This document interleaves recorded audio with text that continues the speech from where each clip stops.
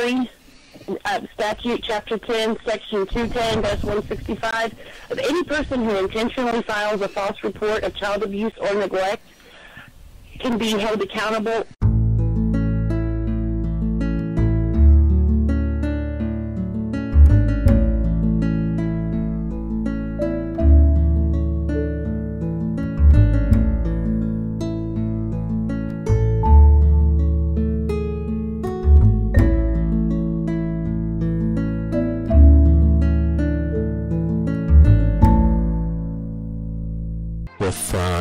Emily is still on the line. She had another question, Cynthia. Emily, you still there? I am. I'm here. You tell me when I'm ready to go. Go. All right. This is what I have and everything I'm telling you can be backed. Under the Missouri statute, Chapter 10, Section 210-165, of any person who intentionally files a false report of child abuse or neglect can be held accountable and charged with the Class A misdemeanor.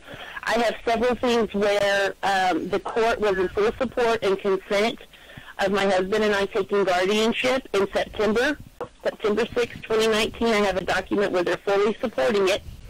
October the 3rd, this was right after they moved the children, they took the support away, claiming that I only wanted guardianship of my granddaughter.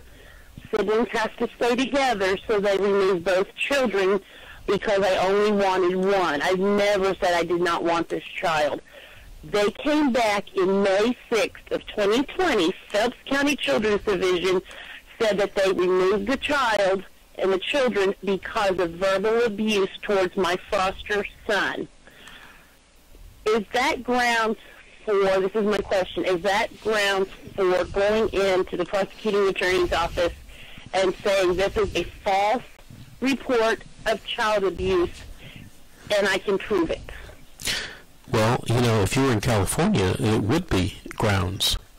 I don't know what it's, you know, like in your state, in Michigan, but I'd seek the advice of an attorney or just go in and, you know, ask the police if this is grounds, you know, for a criminal prosecution.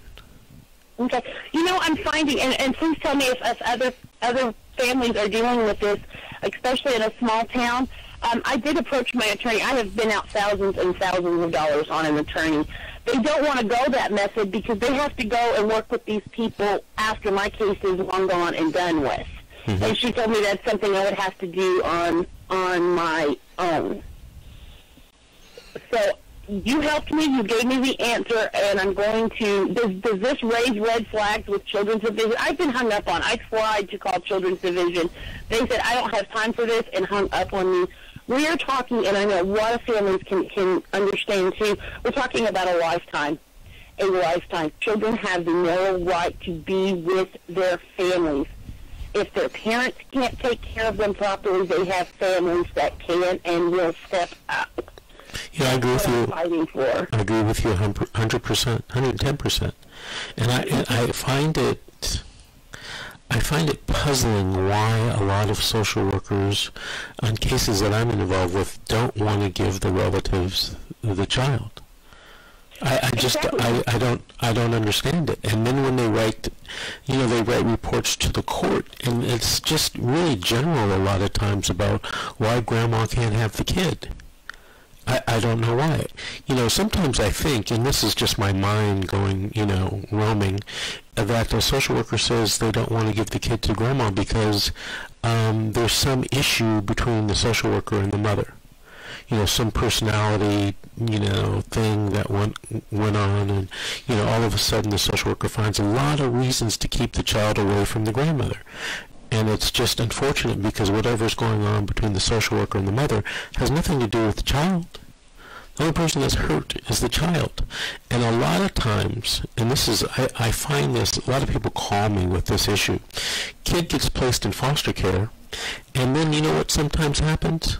The kid gets abused by the foster parent or by another foster child. All because, you know... Yes, oh God, you have just sparked something in me, sir. Just recently, here in Phelps County, Dent County, Missouri, Salem, a child that was adopted out of the foster care system was starved to death and died. Those parents are being charged and going to jail. Right. You know, there's a case here in California. I think it was in Kern County or somewhere in north of Los Angeles, where the foster parents adopted, one or two children, and now, I think I heard something recently, the kids had disappeared and had, nobody knew where they were. These were little kids too, and, you were speculating that, maybe the foster parents did something to the kids, I don't know. I'm involved in a case right now in another county, not Los Angeles, where they wouldn't let the grandmother, adopt the child, and they place the child with a foster parent, and guess who does all the babysitting for the kid? The grandmother. Oh my stars. The foster parent works, so she uses the grandmother as the babysitter. The foster parent, goes on vacations apparently quite a bit, and guess who the child stays with? The grandmother. Now that's a good thing, I guess. The grandmother gets to see the child, and the child and the grandparent have a bond, an emotional and psychological and physical bond. But CPS wouldn't place the child with the grandmother. Like what? Like what's going on? Anyway, listen, we got to take another call. Thank you for calling, Emily. Call us in a few weeks. Give us an update. We appreciate your call. Cynthia, go ahead. Well, yeah, let's take another caller. We're going to do another Emily from Wyoming this time. No, I think Emily, it's Karen. Are you there? I'm sorry, it's Karen from Wyoming. Karen, you said Emily. Karen? Yeah. Karen from Wyoming. Hi, Karen. Hi. Do you have a question to ask or a story to tell? I guess it could be both because it's actually an ongoing thing right now, and I don't know where to turn to because if my child is in, to start with, my child is in a CHIN's case, and I don't understand that. I've been participating in detainees, but anyway, I have applied for an attorney. I've been denied because I'm not being charged with anything, okay?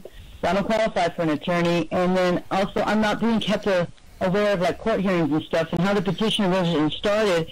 The officer and the prosecuting attorney under oath lied and said that my child was on the run when she wasn't. She was illegally placed in a foster home in another county 30 miles from there. And when I stood my ground and she was released back to me because I didn't have a shelter care hearing. This time they filed a shelter care hearing. My child has been in a group home, and it's about a 2-hour drive from where I live at. All right, and she's been there since September, and this is now, it's almost stepping into 6 months, and I have not had an overnight with her. I've only had like 3 visits with her, and we had a disposition hearing, and nothing's been really settled on it. And I'm baffled. They want to put her out of the group home into a foster home instead of bringing her home to me, and I don't understand it. And since I don't have an attorney, I can't get any answers from the prosecuting attorney because my attorney's supposed to contact them and go, I don't qualify for an attorney. I'm not being charged with anything. Okay, well, hold on a second. I'm kind of shocked that Wyoming has that situation where they don't give every parent, when they take your child, an attorney. But be that as it may, you can go and hire an attorney. True. I don't know one here. I mean, the nearest there's only like 3,000 people to the town that I live in. Okay, look, this is what I want you to do. Okay. Okay. I'm a graduate of the Jerry Spence Trial Lawyers College, and Jerry's office is based in Jackson Hole, okay, Wyoming, and they got a lot of sharp attorneys at that law firm. Okay, and sometimes they're able to do pro bono work. All right, okay. Or they can send you to an attorney who can do something on a pro bono basis.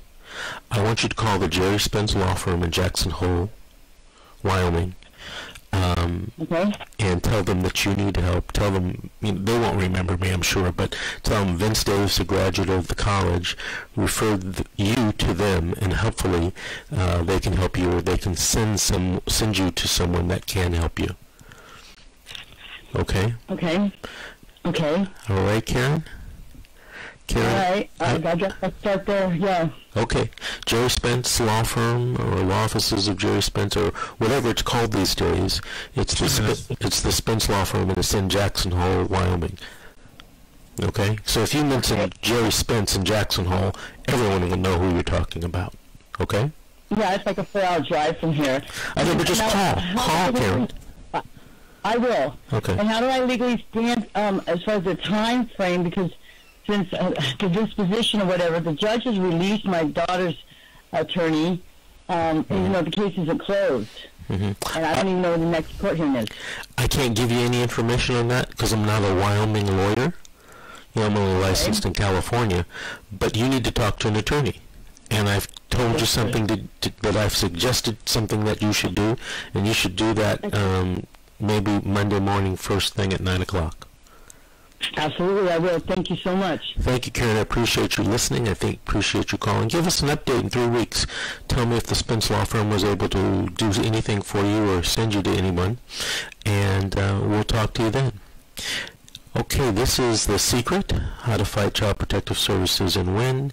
We have to take another break, but we'll be back with more calls, more questions, and more stories.